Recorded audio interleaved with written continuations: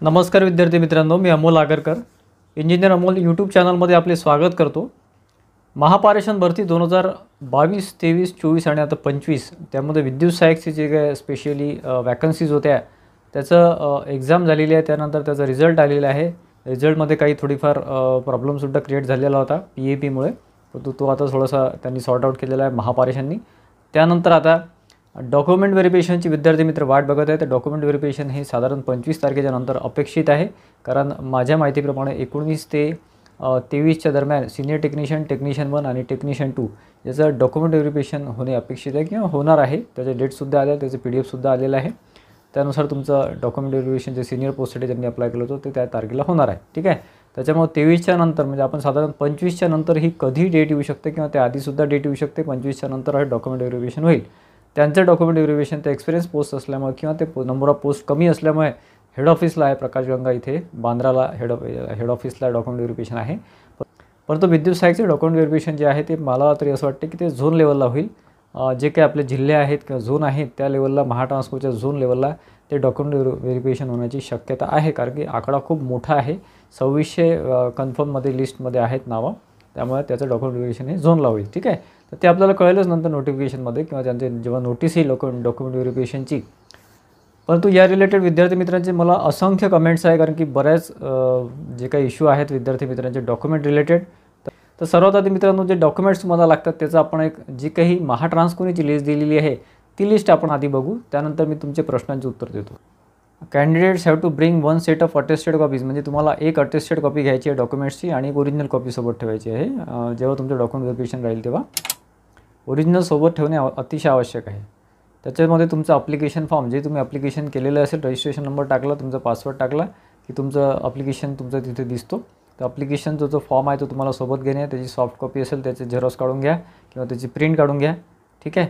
नसेल तर तुमचा रजिस्ट्रेशन नंबर असेल तर तो सुद्धा तिथे तुम्ही डॉक्युमेंट व्हेरिफिकेशनच्या वेळेस नेऊ शकता। तिथे तुम्हाला ते प्रिंट काढून देतात किंवा तुम्हाला त्यावरून ते चेक करतात, ठीक आहे। ऑनलाईनच ते चेक करतील, त्याचं टेन्शन घ्यायचं नाही, ठीक आहे। त्यानंतर आहे डोमेसाईल सर्टिफिकेट। डोमेसाईल सर्टिफिकेट हे अतिशय आवश्यक आहे।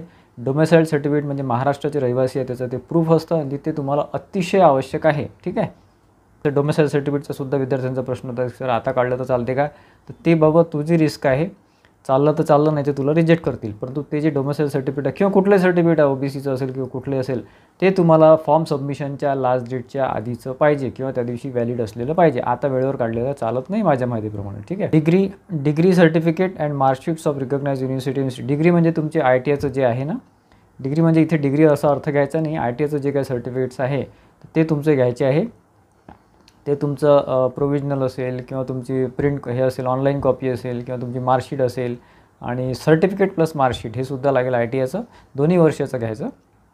त्याची झेरॉक्स कॉपी आणि एक ओरिजिनल कॉपी, ठीक आहे। SSC बोर्ड सर्टिफिकेट और school leaving certificate for date of birth. Date of birth अतिशय आवश्यक आहे, त्यासाठी तुमचं SSCचं बोर्ड सर्टिफिकेट लागते, ठीक आहे। SSCचं बोर्ड सर्टिफिकेट तुमची डेट ऑफ बर्थ असते किंवा तुमचे लिव्हिंग सर्टिफिकेट कुठलेही चालेल, 10वीचं वगैरे किंवा त्याच्या आधीचं सुद्धा चालेल। लिव्हिंग सर्टिफिकेटवर तुमचं डेट ऑफ बर्थ असते, हे फक्त डेट ऑफ बर्थसाठी असते। काही जणांचं म्हणणं असं आहे की सर आमच्याकडे TC नाही आहे किंवा लिव्हिंग सर्टिफिकेट नाही आहे, तर मग तुम्हाला बोर्ड सर्टिफिकेट लागेल। काहीतरी एक डॉक्युमेंट असं लागेल की ज्याच्यावर तुमचं डेट ऑफ बर्थ आहे असं डॉक्युमेंट काहीतरी तुम्हाला लागेल, ठीक आहे। त्यानंतर बघा इथे म्हटलेलं आहे कास्ट सर्टिफिकेट। तुम्ही ज्या कॅटेगरीमध्ये अप्लाय केला आहे, OBC असेल, NT असेल, SC असेल, ST असेल, त्याचं तुमचं कास्ट सर्टिफिकेट हा अतिशय महत्त्वाचा डॉक्युमेंट आहे। आणि हा डॉक्युमेंट असा आहे की तुमचं असं नाही की बा तुम्हाला आताच लागेल म्हणून, तुम्ही आधीचं सुद्धा 4-5 वर्ष आधीचं काढलेलं असेल तर चालेल, ठीक आहे। काही डॉक्युमेंट्स असे असतात की जे तुमचे लेटेस्ट पाहिजे, करंटमध्ये व्हॅलिड पाहिजे। काही डॉक्युमेंट्स तुमच्या आधीचे सुद्धा चालतात, जसं डोमेसाईल सर्टिफिकेट तुमचं आधीचं सुद्धा चालेल, कधीचं पण चालेल, 10 वर्ष आधीचं पण चालेल। तुमचं जे काही तुमचं कास्ट सर्टिफिकेट आहे ते सुद्धा तुमचं आधीचं पण चालेल, आताचं असलंच पाहिजे असं काही नाही आहे, ठीक आहे। तर त्यानंतर कास्ट व्हॅलिडिटी सर्टिफिकेट हे अतिशय महत्त्वाचं डॉक्युमेंट आहे। तर हे तुमचं आताचं असलं तर फारच चांगलं, नसेल तर तुम्हाला ते वेळ देतात, म्हणजे DV झाल्यानंतर 1-2 दिवसानंतर तुम्हाला कास्ट व्हॅलिडिटीसाठी अप्लाय करावं लागते। असेल तर फारच चांगलं, नसेल तर तुम्हाला ते वेळ देतात। फॉर एक्झाम्पल तुमचं जेव्हा DV होतं, DV नंतर 1-2 दिवसानंतर जेव्हा तुम्हाला झोन अलॉट होते किंवा काय, तर तिथे जाऊन तुम्हाला व्हॅलिडिटीसाठी तुम्हाला तिथे लेटर दिलं जातं. ते लेटर तुम्हाला समाज कल्याण ऑफिसमधून तुम्हाला व्हॅलिडिटीसाठी अप्लाय करावं लागते. ठीक आहे. तर ते तुम्हाला एक साधारण माझ्या माहितीप्रमाणे 5 ते 6 महिने देतात. तुमचं जॉईनिंग करून घेतात. त्यानंतर 4 ते 5 महिन्यामध्ये किंवा 6 महिन्यामध्ये तुम्हाला ते सबमिट करावं लागते. Non criminal certificate. Non criminal certificate अतिशय महत्त्वाचं आहे. फॉर एक्झाम्पल OBCसाठी NCL लागते किंवा नॉन क्रिमिनल लागते. ते सर्टिफिकेट तुमचं करंटचं पाहिजे, म्हणजे करंटला व्हॅलिड असलेलं पाहिजे. जेव्हा तुम्ही फॉर्म भरलेला आहे त्या लास्ट डेटच्या आधी ते निघालेलं पाहिजे किंवा ते व्हॅलिड पाहिजे. आताचं कसं आहे की तुमच्याकडे एक्सपायर झालं असेल मार्चमध्ये तर परत दुसरं काढून घ्या, नसेल काढलं तर, किंवा नाही काढलं तरी चालेल, परंतु जेव्हा तुम्ही फॉर्म भरता तेव्हा ते व्हॅलिड असणं अतिशय आवश्यक आहे. मेडिकल PWD सर्टिफिकेट म्हणजे बघा, तुम्ही जर हँडिकॅपमध्ये असाल किंवा काही असेल तर त्याचं तुम्हाला सर्टिफिकेट लागेल. जर तुम्ही आरक्षण घेतलं असेल, तुम्ही ज्याचं आरक्षण घेतलेलं आहे त्याचं तुम्हाला सर्टिफिकेट लागेल. सरळ गोष्ट आहे. त्यानंतर बघा स्पोर्ट्स सर्टिफिकेट. स्पोर्ट्समध्ये विद्यार्थ्यांनी घोळ केलेला आहे, याआधीसुद्धा असं झालेलं आहे. स्पोर्ट्स सर्टिफिकेट हे स्टेट लेवलचं किंवा नॅशनल लेवलचं लागते आणि तुम्ही पहिल्या 3 क्रमांकामध्ये म्हणजे पहिल्या 3 रँकमध्ये, फॉर एक्झाम्पल रनिंगचं स्पोर्ट्स सर्टिफिकेट असेल तर पहिल्या 3 रँकमध्ये तुम्ही असाल तरच ते स्पोर्ट्स सर्टिफिकेट व्हॅलिड धरण्यात येते आणि त्याचं व्हेरिफिकेशन झालेलं असलं पाहिजे. घेतलं आणि देऊन दिलं असं नाही, व्हेरीफाईड करावं लागते ते. नंतर EWS सर्टिफिकेट. EWS सर्टिफिकेटसाठी इन्कम सर्टिफिकेट काढून मग EWS सर्टिफिकेट काढावं लागते. ते सुद्धा तुम्हाला करंटचंच लागते, कारण तुमचं करंट इन्कम काय किंवा तुमच्या वडिलांची इन्कम काय ते तिथे मेन्शन करावं लागते, तेव्हा ते करंटचं सर्टिफिकेट लागते. ठीक आहे. मराठी लँग्वेज सर्टिफिकेट अतिशय महत्त्वाचं. मराठी लँग्वेज सर्टिफिकेटमध्ये बऱ्याच जणांनी घोळ करून ठेवलेला आहे. काही जण म्हणतात आम्ही टिक केलं, काही जण म्हणतात आम्ही टिक नाही केलं. तुम्ही टिक केलं असेल म्हणजे फॉर एक्झाम्पल तुमचं 10वी 12वीमध्ये किंवा 10वीमध्ये तुमचं मराठी विषय असेल तर तुम्हाला कुठलंही सर्टिफिकेट काढायची गरज नाही. तुम्ही डायरेक्ट त्यांना सांगितलं की आमचं 10वीमध्ये मराठी होतं तर काही प्रॉब्लेम नाही. किंवा नसेल तुमची CBSE पॅटर्न असेल 10वीमध्ये किंवा 12वीमध्ये किंवा 12वी झालं नसेल 10वीला असेल किंवा त्याच्या आधीसुद्धा मराठी विषय नसेल तरच तुम्हाला एखाद्या शाळेतून एखाद्या तुमच्या कॉलेजमधून तुम्हाला मराठी लँग्वेज सर्टिफिकेटचा प्रोफॉर्मा असतो त्यांच्याकडेच असतो, किंवा नसेल तर साधा प्रोफॉर्मा तुम्ही तयार करू शकता. त्यानुसार तुम्हाला त्यांचं सिग्नेचर आणि शिक्का घ्यावा लागेल आणि मराठी सर्टिफिकेट घ्यावं लागेल, Marathi language certificate. Change of name certificate. जर तुमच्या नावामध्ये काही बदल आहे किंवा तुमच्या अल्फाबेट्समध्ये काही बदल आहे किंवा लग्नानंतरचं काही असेल, लग्नानंतर म्हणजे मुलींचं लग्न झाल्यावर त्यांचं नाव चेंज होते किंवा सरनेम चेंज होते, तर त्यांनी राजपत्र किंवा ॲफिडेविट म्हणजे शपथपत्र, तहसीलचं जे काही असते ते सेतूचं वगैरे, किंवा तुमचं मॅरेज सर्टिफिकेट या 2-3 पैकी डॉक्युमेंट आवश्यक आहे जर तुमचं नाव चेंज झालं असेल तर. किंवा मग तुम्ही मॅरिड असाल आणि अनमॅरिड तिथे मेन्शन केलं असेल तर मग तुम्हाला कुठल्याच डॉक्युमेंटची गरज नाही यापैकी. ठीक आहे. बाकी तुम्ही जर तुमच्या नावामध्ये काही बदल असेल किंवा तुमचं नॉर्मलमध्ये फॉर एक्झाम्पल मेल कॅन्डिडेट आहे परंतु त्याच्या नावामध्ये बदल झाला आहे किंवा काही चुकून काही वेगळं टाकण्यात आलं आहे, आधार कार्डवर वेगळं आहे, ITवर वेगळं आहे, तर तुम्ही ॲफिडेविट करून घेतलेलं बेटर राहील. म्हणजे ॲफिडेविट म्हणजे काय, सेतूमध्ये जायचं किंवा तहसीलमध्ये जायचं कार्यालयामध्ये 1 ते 2 दिवसामध्ये तुम्हाला ॲफिडेविट मिळून जाते. तर ते शपथपत्र तुम्ही सोबत ठेवलं तर तुम्हाला काही अडचण येणार नाही. तर no objection certificate. No objection NOC ज्याला म्हणतात आपण, म्हणजे फॉर एक्झाम्पल तुम्ही गव्हर्नमेंट एम्प्लॉई आहे किंवा महावितरणमध्ये काम करत आहे, महापरिषणला तुम्हाला जॉईन करायचं आहे किंवा आणखी कुठे असाल तर तुम्हाला NOC घ्यावं लागते. त्या जे करंट तुमचं जे काय तुम्ही जिथे जॉब करत असाल त्यांचे, प्रायव्हेटमध्ये लागत नाही बरं, गव्हर्नमेंटमध्ये. जर तुम्ही गव्हर्नमेंटमध्ये कुठे असाल, फॉर एक्झाम्पल माझ्या माहितीप्रमाणे मला जे कॉल आले ते त्यानुसार महावितरणमध्ये विद्युत सहाय्यक म्हणून एक मुलगी काम करत होती आणि तिला महापरिषणला जॉईन करायचं आहे, तर तिथे NOCची गरज पडत नाही, कारण ती विद्युत सहाय्यक म्हणजे टेम्पररी जॉब आहे, कॉन्ट्रॅक्च्युअल आहे, तिथे NOCची गरज पडत नाही आणि तिने शो पण केलेलं नाही आहे. जर तुम्ही शो केलेलं नसेल एक्सपिरियन्स महाट्रान्सकोमध्ये तर तुम्हाला कशाचीही गरज नाही, फक्त तुम्हाला तिथे जॉईन होण्याच्या आधी इकडे रिझाईन करणं आवश्यक असते, कारण CPF नंबर 2 जनरेट झाले की त्यांना लक्षात येते. त्याच्यामुळे हा CPF नंबर क्लोज झाला पाहिजे महावितरणचा, तरच तुमचा महापरिषणमध्ये CPF नंबर नवीन जनरेट होऊ शकतो. त्याच्यामुळे लक्ष द्या.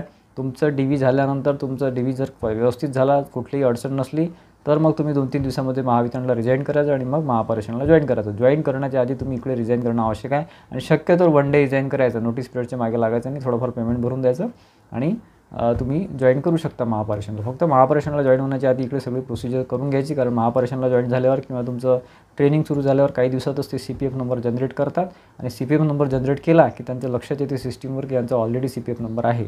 त्याच्यामुळे त्या भानगडीत पडू नका. या रिलेटेड काही प्रश्न असेल तर कमेंट बॉक्समध्ये कमेंट करा. त्यानंतर एक्सपिरियन्स सर्टिफिकेट. एक्सपिरियन्स सर्टिफिकेटची विद्युत सहाय्यक पोस्टला गरज नाही आहे. सिनियर टेक्निशियन, टेक्निशियन 1, टेक्निशियन 2ला एक्सपिरियन्स सर्टिफिकेटची गरज आहे.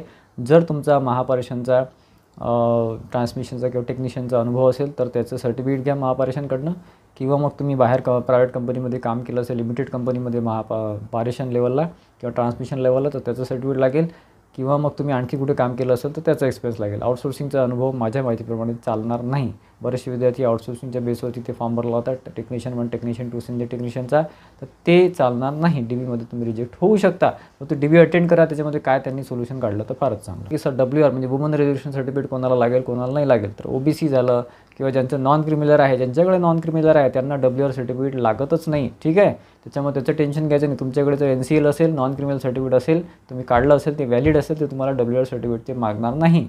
परंतु काय झालं की महावितरणच्या विद्युत सहाय्यक भरतीमध्ये या आधीच्या 2019च्या काही ठिकाणी त्यांनी WR सर्टिफिकेट मागितलेले होते. त्याच्यामुळे अजूनही 10-15 दिवस तुमच्याकडे शिल्लक आहे. जर तुम्ही तुमचं WR सर्टिफिकेट किंवा महिला आरक्षण सर्टिफिकेट काढू शकत असाल अजूनही 8 दिवसामध्ये, तर काढून घ्या, काही हरकत नाही. कारण की कसं आहे, नियमानुसार लागत नाही. OBCला वगैरे किंवा ज्यांच्याकडे NCL आहे त्यांना लागत नाही.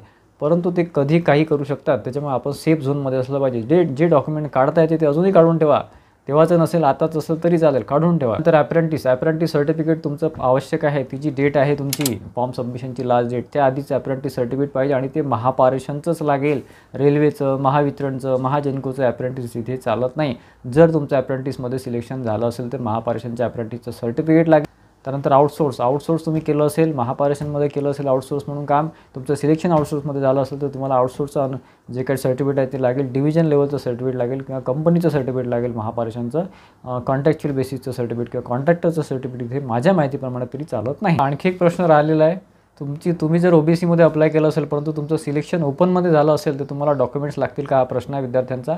तर मित्रांनो, ओपनमध्ये जरी झालं असलं तरी तुम्हाला OBCच्या दृष्टीने किंवा OBCच्या दृष्टीने तुमचं सर्टिफिकेट तुमच्याकडे असणं आवश्यक आहे. या डिपार्टमेंटचं काही सांगता येत नसते. ॲक्च्युली ओपनमध्ये तुम्हाला सर्टिफिकेट लागतच नाही नियमाप्रमाणे. मलाही असंच वाटतं की लागणारच नाही, परंतु तरी तुमच्याकडे डॉक्युमेंट असू द्या. फॉर एक्झाम्पल तुमचं OBCमध्ये झालं असतं तर तुम्हाला सगळे डॉक्युमेंट लागलेच असते. त्याच्यामुळे तुम्हाला तयारीत असणं आवश्यक आहे, तुमच्याकडे डॉक्युमेंट असणं आवश्यक आहे. रिस्क घेऊ नका. तुम्ही आताही कुठलेही डॉक्युमेंट्स काढू शकत असाल तर काढून घ्या. आणखी एक प्रश्न आहे की वेटिंग लिस्ट जी आहे ती कास्ट वाईज जॉईन होते की मेरिटनुसार जॉईन होते. तर आधी तुमची जे कास्टमध्ये फॉर एक्झाम्पल OBCमध्ये किती वेटिंगवर आहे ते बघितलं जाते आणि OBCमध्ये कन्फर्म लिस्टमध्ये कॅन्सल किती झाले ते बघितले जाते. फॉर एक्झाम्पल कन्फर्म लिस्टमध्ये 10 विद्यार्थी कॅन्सल झाले OBCचे, तर ते मग OBCमधलं जे काही आहे, OBCमधले पहिल्या नंबरचा जो आहे तो पहिला घेतला जातो. असं नाही की ती रँक पूर्णपणे कशी अशी नाही. OBCमधला पहिले बघितला जातो की हा OBCमधला कॅन्डिडेट वेटिंगवर कोण आहे आणि पहिले 10 कोण आहेत त्यांना घेतलं जाते. बघा, DV झाल्यानंतर 2-3 दिवसामध्ये तुम्हाला जे काही झोन अलॉटमेंट केलं जाते किंवा जिथे तुम्हाला बोलावण्यात येतं तिथे तुम्हाला डॉक्युमेंट व्हेरिफिकेशन किंवा तुमचं डॉक्युमेंट व्हेरिफिकेशन झाल्यानंतर मेडिकलसाठी तुम्हाला एक लेटर दिलं जातं कंपनीकडून किंवा महापारेषणकडून. ते लेटर घेऊन तुम्हाला जिल्हा शल्य चिकित्सक म्हणजे त्याला CS म्हणतात, सिव्हिल सर्जनकडे जावं लागतं आणि तिथून तुम्हाला मेडिकल सर्टिफिकेट घ्यावं लागते. ठीक आहे, तुमचं जे काही प्रॉब्लेम असेल किंवा मेडिकलचा इश्यू असेल किंवा डोळ्यांचा प्रॉब्लेम असेल तर तिथे तुम्हाला ते चेक करून सर्टिफिकेट देतात. जर तुमचा ॲक्च्युली जर इश्यू असेल तर तुम्हाला थोडंफार तिथे बोलून वगैरे सगळं ॲडजस्टमेंट करून घ्यावं लागेल. ते तुमचं आता तुम्हाला सगळं मॅनेज करावं लागेल जे काही आहे ते. कारण की व्हॅलिडिटीचं जे काही आहे, व्हॅलिडिटी आणि मेडिकल सर्टिफिकेट आणि पोलीस व्हेरिफिकेशन सर्टिफिकेट्स किंवा कॅरेक्टर सर्टिफिकेट हे प्रोसिजर जे आहे ते DVच्या 2-3 दिवस नंतर होते. त्याच्यामुळे तुम्हाला वेळ मिळतो. जे काही तुम्ही मेडिकल फिटनेससाठी जिथे CS सेंटरला जाल किंवा तुमच्या जिल्ह्यामध्ये जर केलं तर फारच चांगलं. कुठे करू शकता, जिथे DV झाला तिथे करू शकता हेड ऑफिसला, किंवा मग तुमच्या झोनमध्ये किंवा तुमच्या जिल्ह्यामध्ये सुद्धा तुम्ही हे करू शकता, मेडिकल करू शकता. त्यानुसार तुम्हाला सर्टिफिकेट तिथून मिळावं लागते. ठीक आहे. तर मित्रांनो, जास्तीत जास्त प्रश्नाचे उत्तर द्यायचा मी प्रयत्न केलेला आहे. या व्यतिरिक्त तुमचे काही प्रश्न असेल तर मला कमेंट बॉक्समध्ये कमेंट करा. आपण जास्तीत जास्त उत्तर द्यायचं त्यावर प्रयत्न करू. आजचा व्हिडिओ आवडला असेल, बऱ्यापैकी मार्गदर्शन मिळालं असेल किंवा थोडंफार तुम्हाला गाईडलाईन मिळाली असेल तर व्हिडिओला लाईक करा आणि जास्तीत जास्त विद्यार्थ्यांमध्ये शेअर करा. आणि चुका करू नका. आपल्या चॅनलला सबस्क्राईब केलं नसेल इंजिनियर यूट्यूब चॅनलला तर सबस्क्राईब करून ठेवा, जेणेकरून पुढचे जे व्हिडिओज महत्त्वाचे येणार आहेत ते तुम्हाला मिळत राहतील. धन्यवाद मित्र.